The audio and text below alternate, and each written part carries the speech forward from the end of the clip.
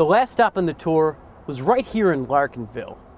Once known as the Hydraulics, this was the first manufacturing district in what was then the village of Buffalo. It's named after the Larkin Soap Company, at one point the world's largest mail-order retailer, also known for commissioning Frank Lloyd Wright to design its administration building. Then, tough times came upon this neighborhood.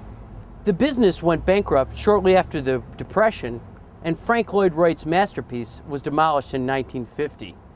The surrounding area also declined, and just over a decade ago, it was virtually completely abandoned. That's when Howard Zemsky purchased the Larkin warehouse you see behind me and renovated into Class A office space. Residential, retail, and recreational development followed, and now this burgeoning neighborhood is one of Buffalo's biggest success stories. Before you renovated the Larkin building, this area was left for dead. How can other areas of the city replicate the success that you've had here in Larkinville? We had a vision and confidence, I think, in the people of Buffalo, who have a tremendous pride in their history and a lot of aspiration for the future.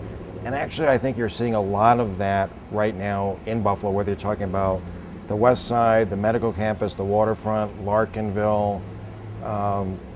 There's a ton of interest in people working downtown and moving downtown.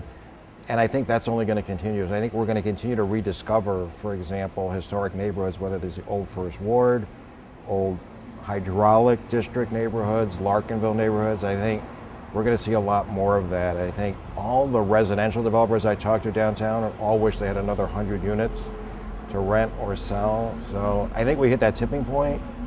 More and more people are interested in doing development and relocating here, living and working.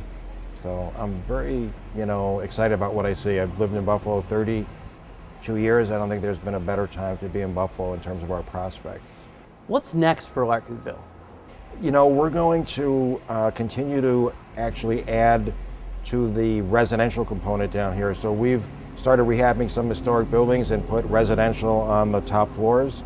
We recently bought the former Larkin Men's Club building. We're going to do 6 to 8 apartments in there. Recently, we engaged with the University of Buffalo School of Urban Design, UB Regional Institute, to work on the next iteration of our master plan, which we did with them 6 or 7 years ago. We kind of checked off all the boxes on what we wanted to accomplish. So now we're re-engaging in terms of master planning for the district. So I expect to see more residential, more retail, more restaurants, and just the continued growth of the Larkin Square programming, concerts, author series, things of that nature. Now, you're also co-chair of the Regional Economic Council that's tasked with creating a plan for Governor Cuomo's billion-dollar pledge to Buffalo. What sectors of the economy are you focused on in order to spur economic growth? Yeah, so there's 3 primary sectors of the economy we're focused on with respect to the Buffalo Billion. That would be the life science economy and leveraging the tremendous public resources that have gone into the medical campus. Tourism, where we have over 50,000 people employed in that industry, and that really leverages the asset of Niagara Falls and the amazing art and architecture of Buffalo. And advanced manufacturing, where again, we have over 50,000 people employed in that sector. We have over 1,700 small and medium manufacturers, and the concept of producing here, exporting beyond Western New York, and importing, in essence, the associated dollars and jobs attached to that, very traditional wealth-creating industries, is really our focus. So 3 sectors: tourism, life sciences, and advanced manufacturing, not to the exclusion of the other sectors of the economy, but if you're asking what are we really highlighting and focusing, it's those 3 sectors of the economy. Now, you also mentioned the focus on the city. How has sprawl affected the community, especially in consideration of the population loss we've experienced? So we have the unfortunate distinction of being the only region in New York State out of the 10 regions that has lost population over the last several decades. while simultaneously occupying 2.5 times the land mass. So we have like almost 600 miles of more roads than we used to with less population. We continue to duplicate services, costly infrastructure, maintenance, and in the process, we've made it harder in some ways for people to get to work, to use public transportation. And if we're not careful about reversing that, we'll continue to embed poverty, make it difficult to get to work for people who don't have cars.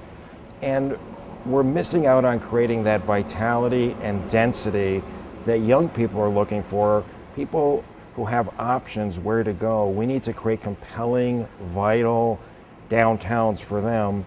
Nobody graduates college and says, where is there the greatest sprawl? That's where I want to go. They want to know job opportunities, waterfront, public transportation, cool restaurants, other young people, cultural activities, recreational activities. So we're very focused on, the vitality and vibrancy of downtown as an important part of our economic development strategy. So we're all about trying to reverse those trends of sprawl.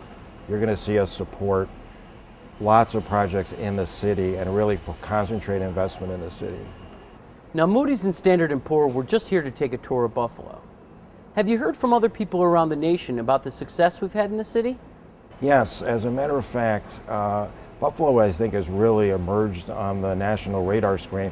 We just hosted, through the Community Foundation, a number of national foundations just yesterday who are interested in what's going on in Buffalo. And they're reading about it, they're hearing about it, this whole new approach to economic development and all the positive things that are going on in the city, be it the waterfront, the medical campus, revitalization of old neighborhoods. So we've definitely emerged as a hip, happening city with traction and vision. So I think we're excited about that. And like I started out saying, I think the prospects for Buffalo, from where I sit, having been here for 30 some odd years, have never looked better.